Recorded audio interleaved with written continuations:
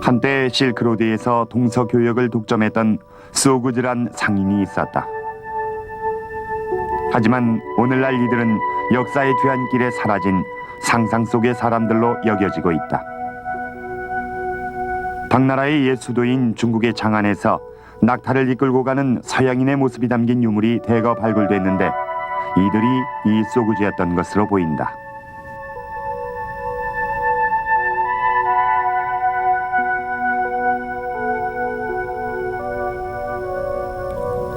길다란 수염과 움푹 들어간 눈.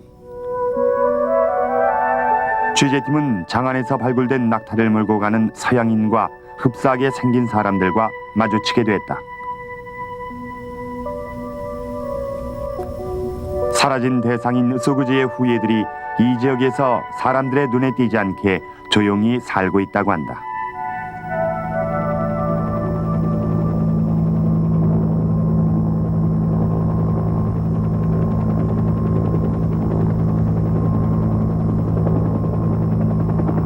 동쪽으론 중국, 그리고 남쪽으론 아프가니스탄과 접경하고 있는 중앙아시아의 타지크 공화국은 중앙아시아의 가장 깊은 곳에 있는 산악국가로서 국토의 93%가 산으로 구성돼 있다. 취재팀은 이 나라의 어딘가에 소구저어를 구사하는 사람들이 있다는 정보를 얻었다. 소구저어는 한때 동쪽의 몽고에서 서쪽의 이란에 걸쳐 광범위하게 구사됐던 언어로 옛날 실크로드에선 흔히 접할 수 있는 언어였지만 소구주인들의 멸망과 동시에 자취를 감추었다.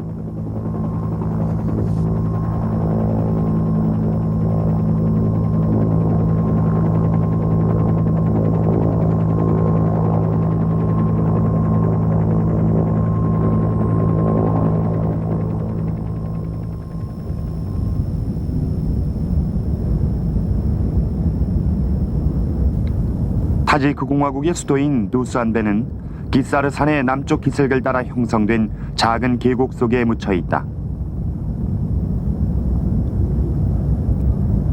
현재는 인구가 약 52만 명이지만 러시아 혁명 이전엔 겨우 몇백 명만이 살던 작은 마을로 소련 지배하에서 중앙아시아 남부의 산업 및 교통의 요충지로 성장한 현대 도시다.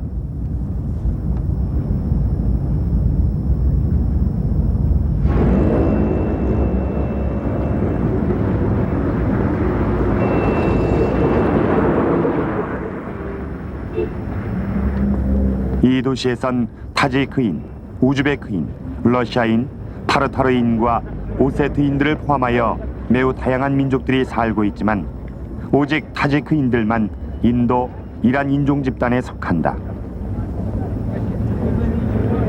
타지크인들은 동부 이란의 인종 집단에 소속된 소그즈족과 가장 가까운 관계로 곧은 코와 깊이 패인 눈은 타 민족과 구분지어준다.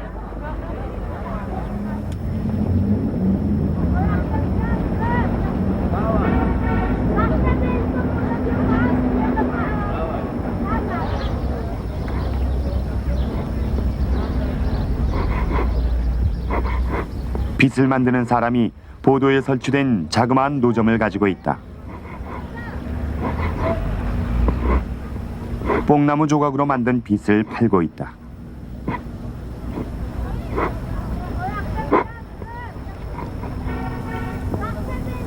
빗은 남성의 수염을 단정히 손질하는 데 요긴하게 쓰인다.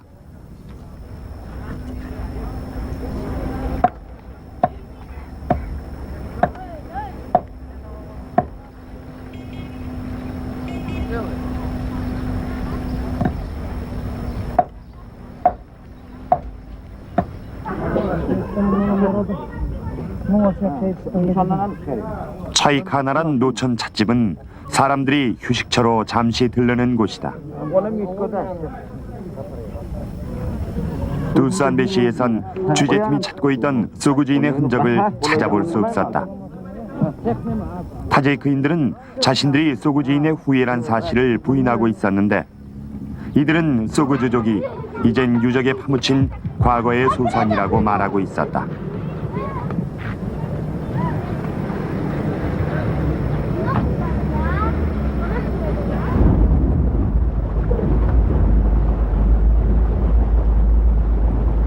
소그주족은 주로 사마르칸드, 부쿠아라와 핀드지 켄트로 구성된 소그디아나로 알려진 지역에서 거주했다고 한다.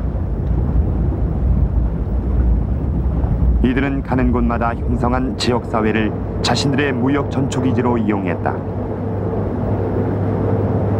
이 같은 소그주족 지역사회는 중국 내륙의 실크로드에 있는 돈황과 하미 등지에서 발견됐다.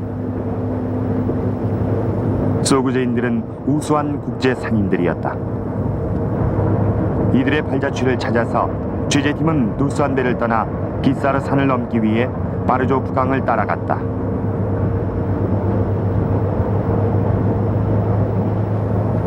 이곳은 소그주족이 번창했던 요새의 유적인 펜드지 켄트로 가는 길이다.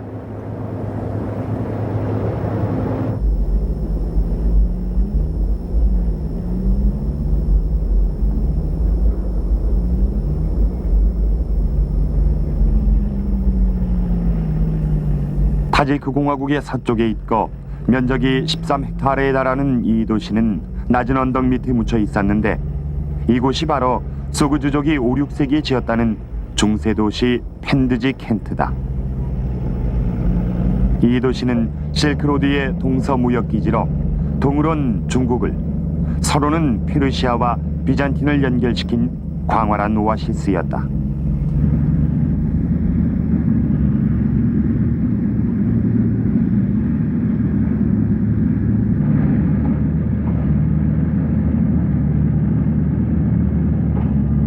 핀드지 켄트에서의 발굴 및 조사 작업은 1946년부터 진행돼 왔다.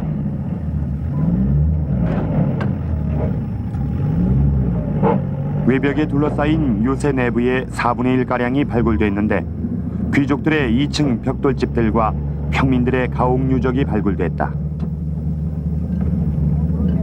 도시엔 신전, 회관과 시장, 그리고 서부 국경엔 심지어 세관도 있었다. 이것들은 소그주족이 광범위한 국제무역 활동에 종사하고 있었음을 보여주는 증거들이다.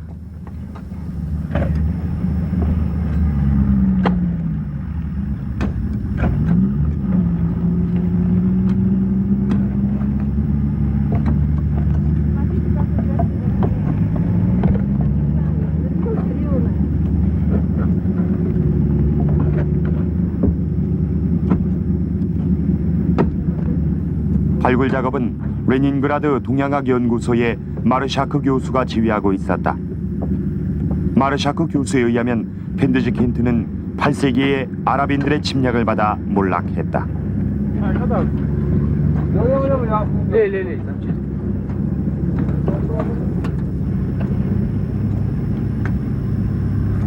도시는 아랍군에 의해 불질러졌으며 펜드지 켄트는 아무런 흔적도 남기지 않고 완전히 파괴됐다.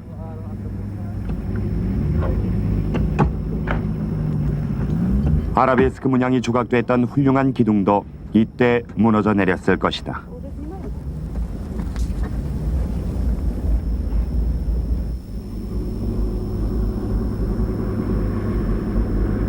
그 이후로 소그저와 문자는 중앙아시아에서 사라졌으며 그 자리에 아랍어와 아랍 문자가 사용되기 시작했다. 산속 깊숙한 곳으로 탈출한 사람들을 제외한 대부분의 소그주족은 이슬람교로 개종했으며 결국 터키족으로 흡수됐다.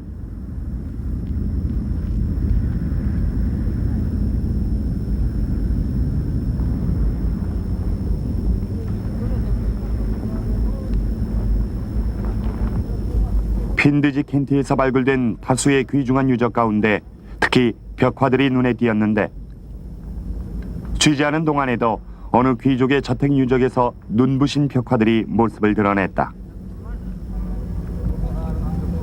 투명한 비닐천이 그림 위에 얹어지고 아주 조심스럽게 복원되고 있었는데 이 작업은 복원 프로젝트에 있어서 매우 중요한 작업이다.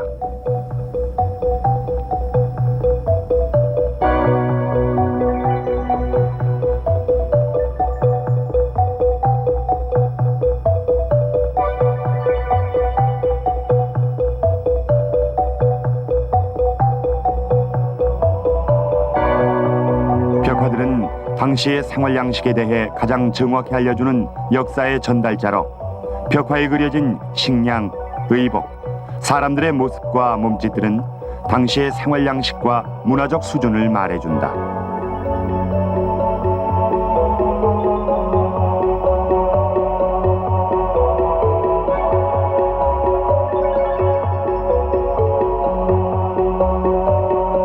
이 벽화는 곡식 거래를 묘사하고 있는데 밀과 보리를 가득 실은 대상들은 인도와 페르시아 같은 머나먼 땅에서 핀드지 켄트를 방문했다.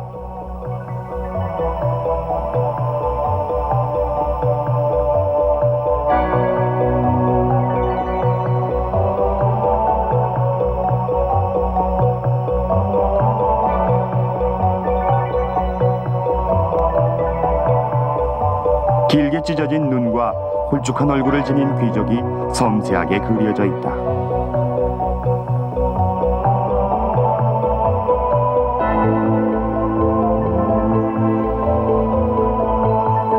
어깨에서 아래로 늘어뜨려진 리본은 사사니드 왕조 때 페르시아의 왕족과 귀족들이 애용하던 장신구였다는데 동양에서 들여온 것이라고 한다.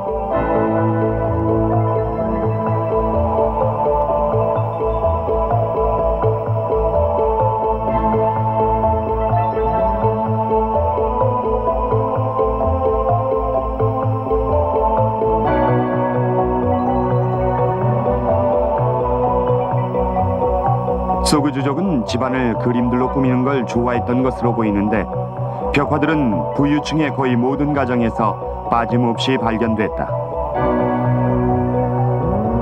문양들은 벽의 하단에 새겨져 있으며 조상화들은 중앙부에 그려져 있고 신들이 상단에 그려져 있다. 사방에 있는 벽들은 훌륭한 회화들로 장식돼 있다.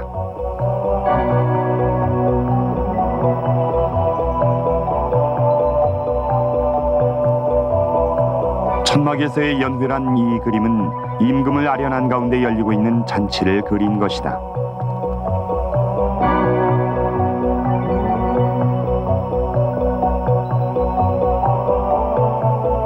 그런데 이들은 어딘지 동양적인 얼굴 표정을 떠올리게 한다.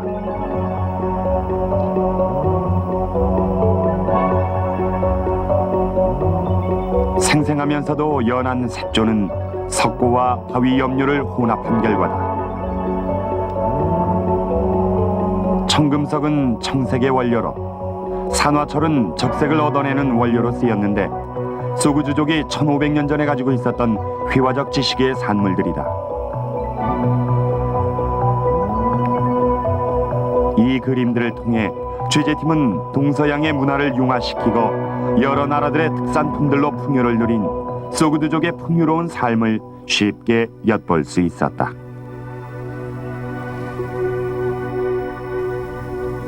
당나라 때 실크로드를 통해 전래된 서양의 문물 풍습은 중국에 널리 보급됐는데 장안의 도성은 한때 서양에서 들여온 물건들로 가득 찼었다.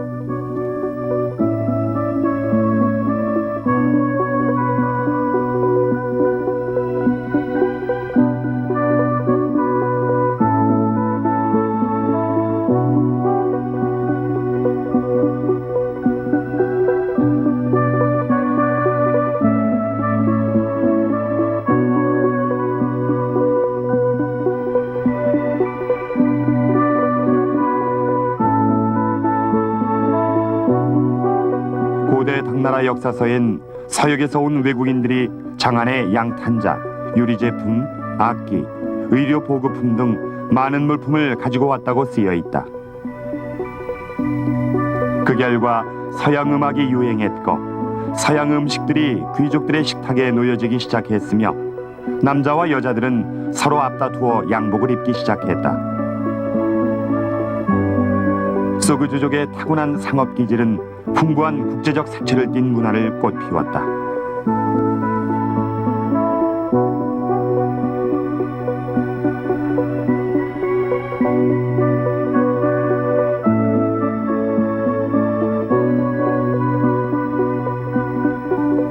광활한 이란구원 저 너머 장안에서 5000km가량 떨어진 곳에 자그로스 산 기슭을 따라 피르스의 폴리스가 있었는데 이곳에도 소구주족이 들렸다는 흔적이 남아있다.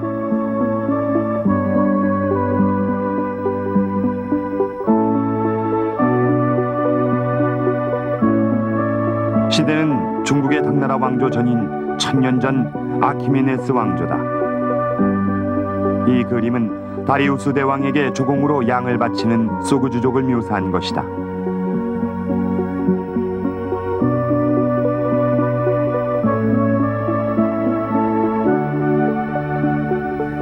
타고난 상인들로 알려진 소구주족은 자신들의 능력을 10분 발휘하여 마침내 국가를 대표하는 사절단을 조직할 정도로 세력을 키우게 됐다. 동로마 제국의 사학자 메난드로스는 이렇게 기록하고 있다. 중앙아시아의 터키 디자블 왕은 소구주족의 지도자 마니아크가 인솔하는 사절단을 피르시아에 파견했는데 피르시아와의 비단 무역을 협상하기 위해서였다. 협상은 불발로 끝났지만 마니아크는 동로마 제국과 우호조약을 체결하는 데 성공했다.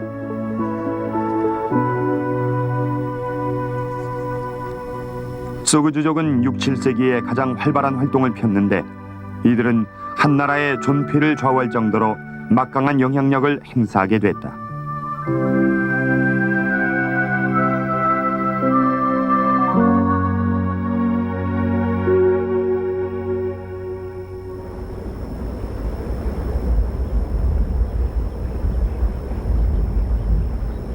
레닌 나바드시는 따지크 가장 북쪽에 위치해 있는데 이곳은 한때 가장 먼 알렉산드리아로 불렸던 곳이다.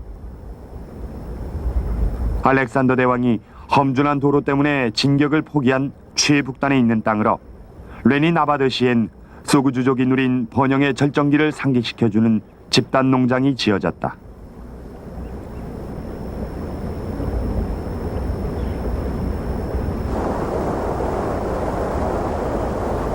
다섯 채의 집단 농장들이 엮어져 있는 이 건물은 중앙아시아 최대의 집단 농장으로 알려져 있는데 100개의 작은 방들과 1000명을 수용하는 널찍한 회관으로 이루어져 있다.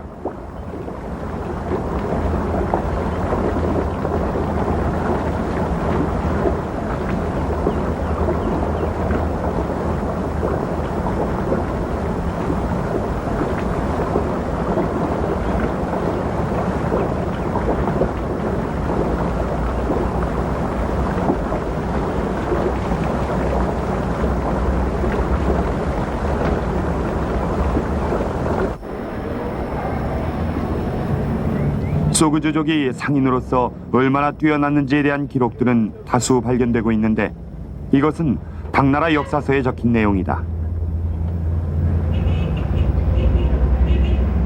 소구주족은 아이가 태어나면 입안에 설탕 덩어리를 입에 넣어주고 손에 풀칠을 냈다.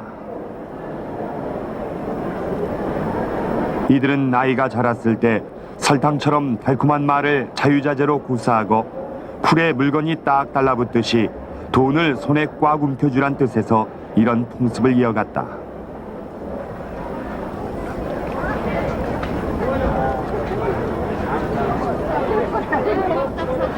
무역에 뛰어났던 이들은 작은 이익을 위해서도 경쟁했으며 이익이 있는 곳이라면 어디라도 쫓아갔다.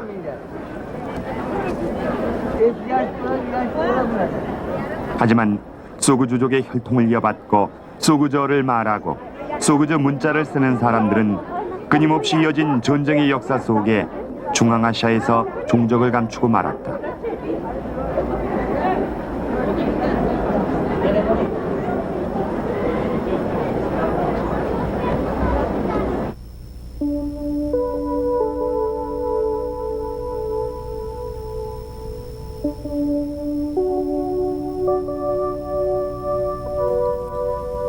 (8세기) 들어 펜드지 켄트와 그 인근에 거주하던 소구주족은 아랍인들의 침략으로 타지크산 깊숙한 곳에 숨어버렸는데 그 후 이들은 오랜 동안 신비의 베일에 쌓여왔다.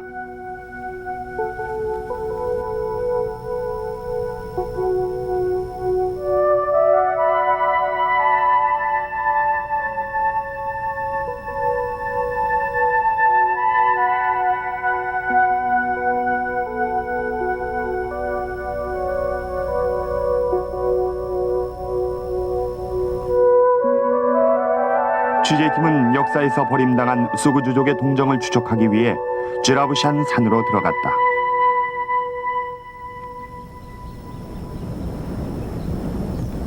취재팀은 제라브샨 산 중턱에 양치기들이 친 천막에 도착했다.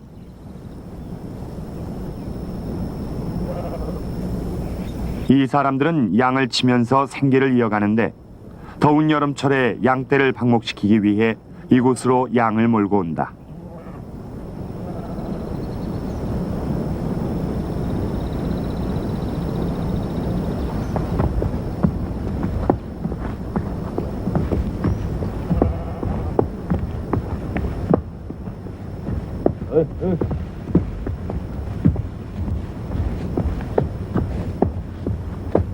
목초지를 찾아 산에서 산으로 이동하다 보면 전형적인 타지크족의 삶을 접하게 된다.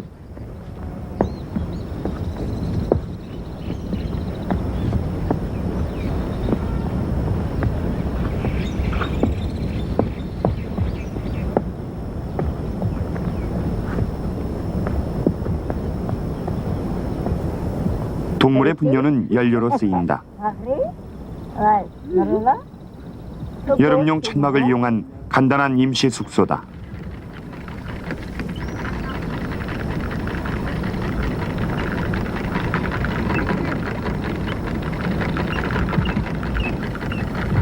올해로 18세인 그녀는 여름 야영이 끝나면 어릴 적 같이 놀던 양치기와 결혼할 거라고 취재팀에게 쑥스러워하며 말해줬다.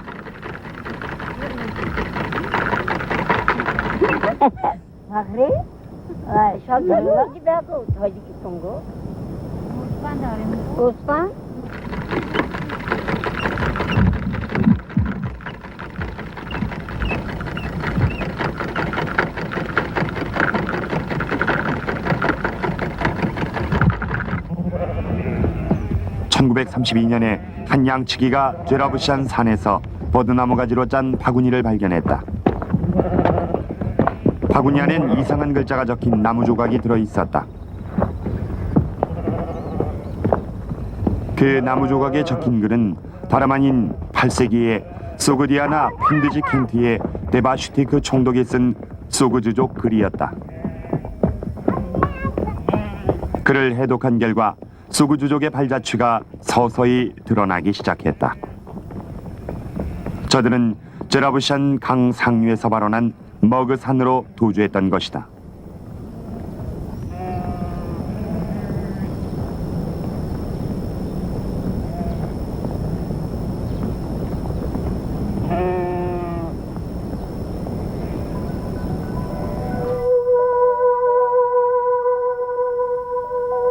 소그주족의 글이 머그산에서 대거 남았는데 종이, 양피지와 나무 조각들에 적힌 도합 81부의 고문서들이 발굴됐다. 그중엔 상업거래 관련 계약서들과 데바슈티크 총독이 쓰고 수취인이 아라비아의 왕족으로 된 편지도 끼어 있었는데 그 내용은 아랍인들의 침공의 위협을 받던 자신들의 안전한 삶을 요청하는 탄원서였다.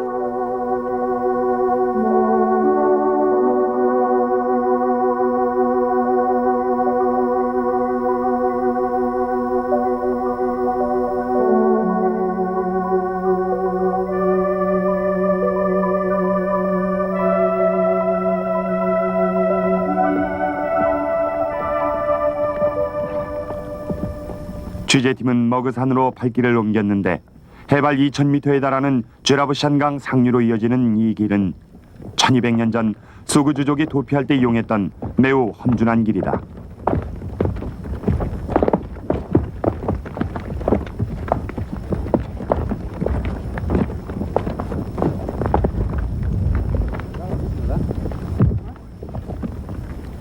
남녀노소를 불문하고 펜드제 퀸티에 살았던 사람들이 머그산에 집결했다.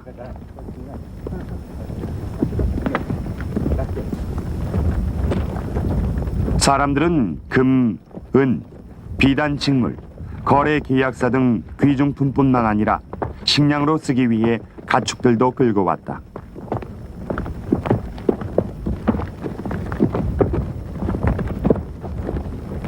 소그즈족은 이 높은 절벽길을 따라 조용히 이동했을 것이다. На камни пока спрячьтесь!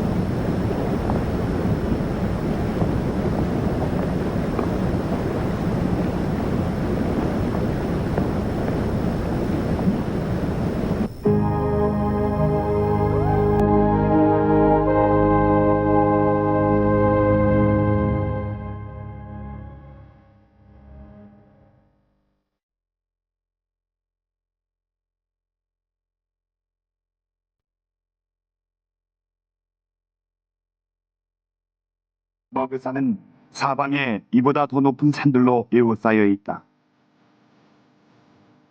머그산 정상에 다다르자 요새처럼 보이는 곳이 눈에 들어왔다.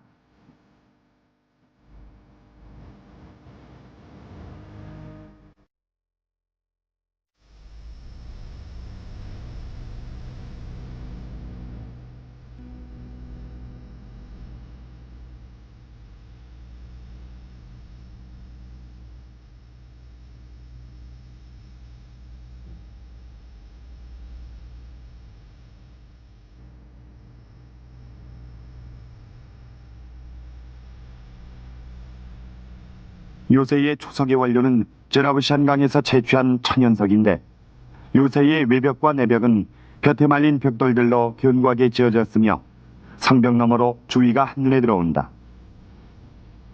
땅을 잘 활용한 능숙한 솜씨로 지어진 요새다. 하지만 아랍인들의 추격은 집요했다.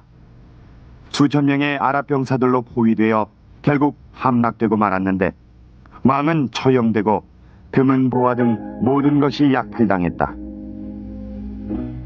2개월 동안 저항하던 소그주족 공동체는 끝내 멸망하고 마는데 2개월간의 저항은 소그주족이 전개한 최후의 투쟁이었다.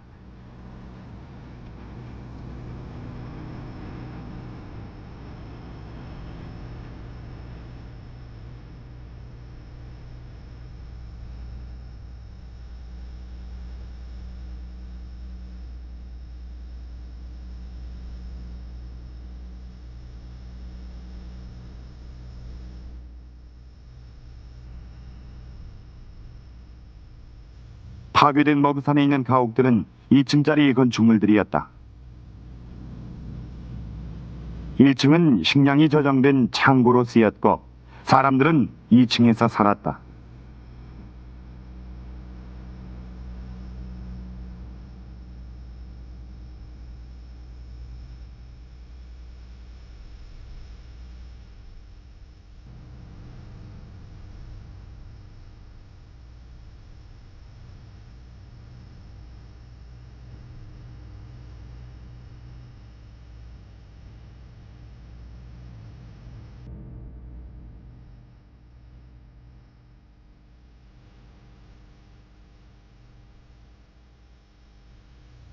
하지만 이곳에서 발굴된 작은 비단 한 조각에 도안된 방패골 문장의 구슬 꼭대기 장식은 사사니드 왕조 하에 페르시아의 영향력을 보여준다.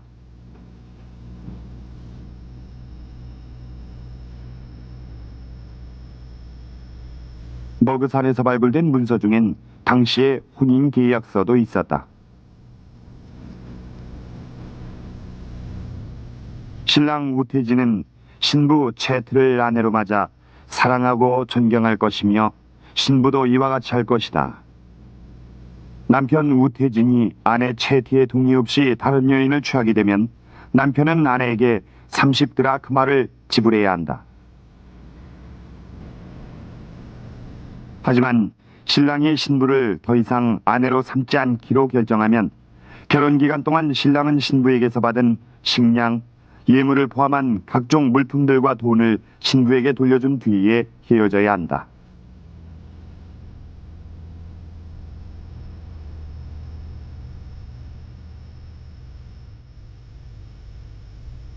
마찬가지로 신부가 신랑을 더 이상 남편으로 삼지 않기로 결정하면 신부는 의복과 장신구들을 신랑에게 반환해야 한다.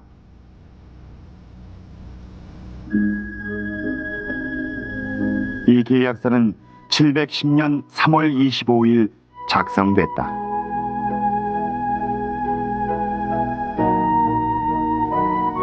소그주족은 아무리 사소한 일일지라도 계약서를 우선순위에 두었으며 이는 실크로드를 활동 무대로 삼았던 소그주족 상인들의 지혜에서 나왔다.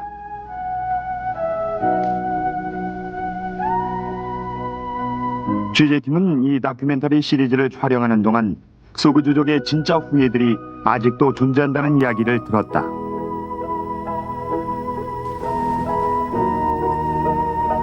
머그산보다 더 깊숙한 곳에 위치한 야그노브로 알려진 곳에 살며 자신들을 야그노비족이라 부르는 사람들이 다름 아닌 소그주족의 후예들이라고 했다.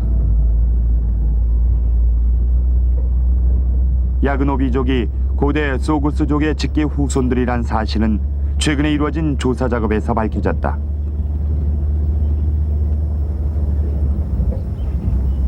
하지만 취재팀은 야그노브 마을로 이어지는 산길엔 1년 내내 빙판이 깔려있기 때문에 저들을 방문하는 것은 불가능하다는 얘기를 들었다. 하지만 어느 날 취재팀은 뜻밖의 소식을 접하게 됐는데 그것은 14년 전에 야그노브 마을에서 하산했다는 여러 명의 남자들에 관한 소식이었다. 레닌나바드 서쪽으로 150km가량 떨어진 지점에 자리 잡은 자왈로버드 행정구로 향했다.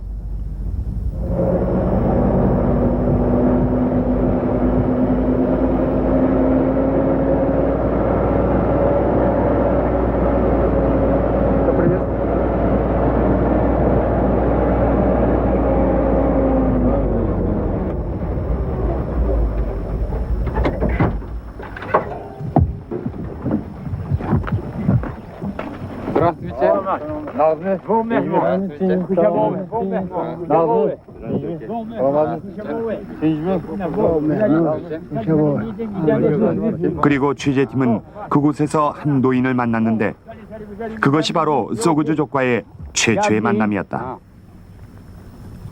취재팀이 상상한 대로 그들의 외모는 그 옛날 낙타를 몰던 서양인의 모습과 매우 흡사했다.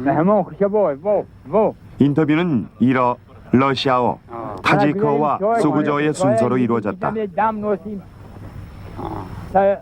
비록 해독은 됐지만 발음과 구사 방식은 아직까지 신비에 쌓여있던 소그저어를 생생하게 듣게 됐던 것이다.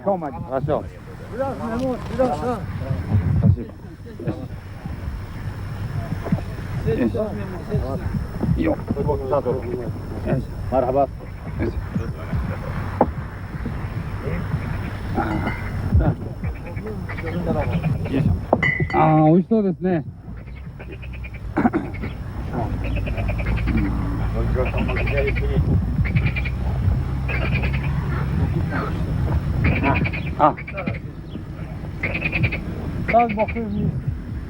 これは全部ここで取れたもんですか。Здесь вся продукция у вас. Համայվայ ասխտոն ասմին օզունի մատի դաստորխոն Rahmat bed şoma de. Rahmat şoma de mehmane. Rahmat. Всё наше производство говоришь, всё Mina продажа. 취재팀이 만난 소그주족은 여전히 그들 고유의 언어를 썼지만 글은 쓰지 않았다. Скажите, пожалуйста, вы 야그노브에서 생활하는 데 있어 글을 쓸 필요가 없기 때문이라고 했다. иностранцы. 손에 풀을 움켜쥐고 달콤한 말을 고사하고 계약을 사면으로 체결하고 실크로드의 주역이었던 소그주족의 모습은 이제 온데간데 없다. お客さんとそれから外国の方ということで 3、 4천 명 가량의 소그주족이 아직도 야그노브 마을에 살고 있다고 한다. 하지만 이들의 거처가 이제 세상에 알려졌기 때문에 이들 고유의 생활 방식과 언어를 유지하는 것은 힘들 것으로 보인다. 취재팀은 소그주족이 머지않아 여타 민족들과 섞여서 타자흐스탄, 우즈베키스탄과 키르기스탄과 같은 중앙아시아 국가들의 널리 퍼진 현대적 삶의 동화들이란 생각이 들었다.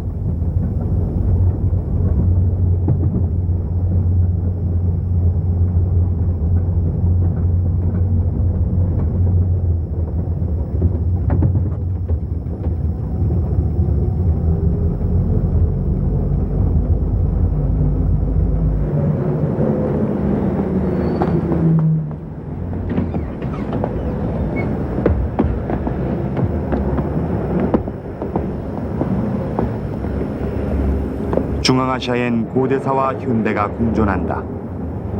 키르기스탄 공화국의 후룬주는 고대 실크로드에 지어진 현대 도시다.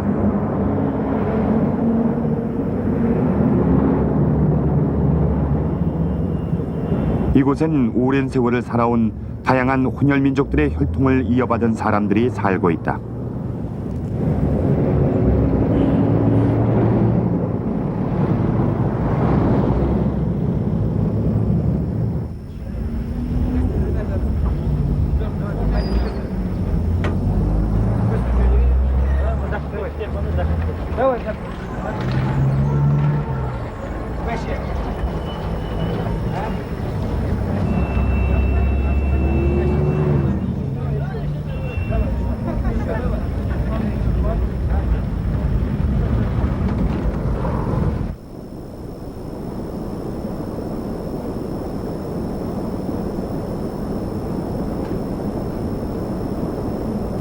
후른주 동쪽으로 50km 떨어진 지점의 흙더미 밑에서 이젠 폐허가 된 소그주족 마을이 있던 부지가 발견됐다.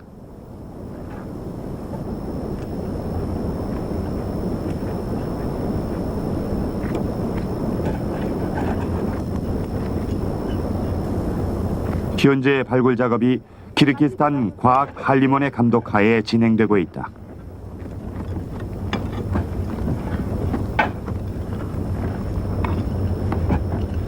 Ой, красота какая! Людмила Кирилловна. 납골당이라 불리우는 수많은 단지들이 붉은 강이라고 알려진 마을인 이곳에서 발굴됐다.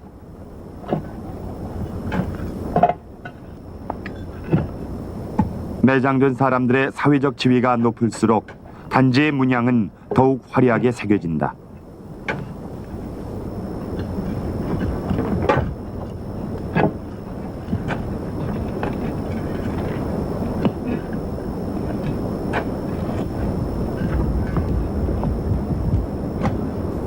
재단에 성화를 붙이는 2명의 사제문인은 이곳에 묻힌 소그주족이 대화교도들이었음을 입증해준다. 피르시아 동전에서도 발견된 이 문양은 가장 전형적인 대화교 문양이라고 한다. У нас сегодня праздник.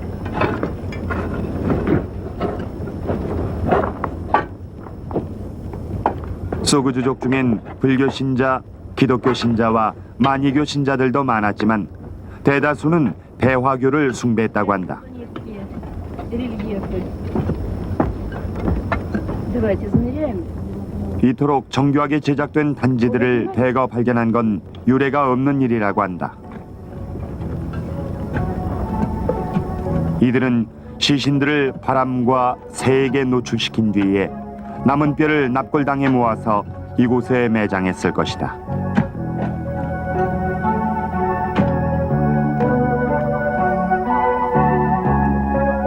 이곳은 바로 소그주족의 묘지였다.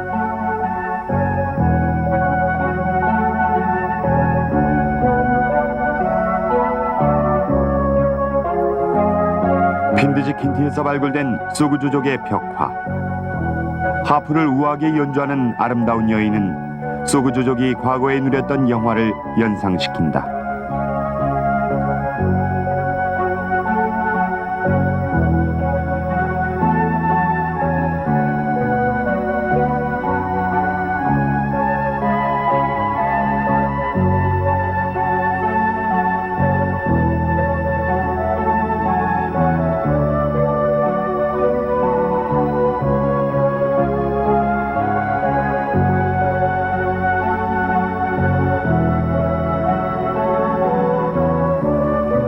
소그주족 상인들은 실크로드를 통해 동서양의 문화 교류를 담당했던 문화의 전도사였던 것이다.